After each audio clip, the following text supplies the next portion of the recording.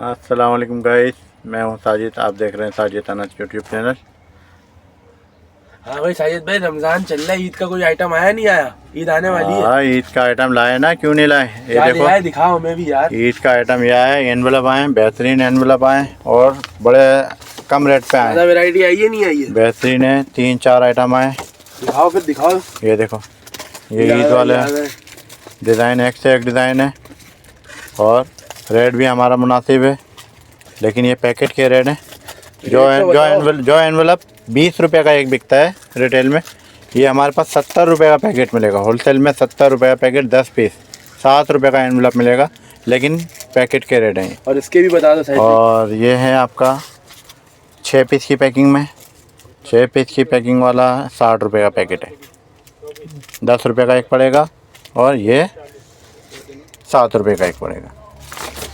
माल भरपूर है। हाँ, कितने डब्बे जितने चाहिए मिल जाएंगे? जितने चाहिए मिल जाएंगे। डिज़ाइन एक से एक है, अलग अलग डिज़ाइन है, सारे डिज़ाइन मिल जाएंगे। भरपूर डिज़ाइन है इसमें, ये देख सकते हैं। ये सारे एनवलप के पैकेट रखे हुए हैं और इसमें 60 रुपये वाले में भी अलग अलग टाइटल हैं सब। ये देख सकते हैं, ये देख सकते हैं। ये सारे 60 रुपये का 6 पीस।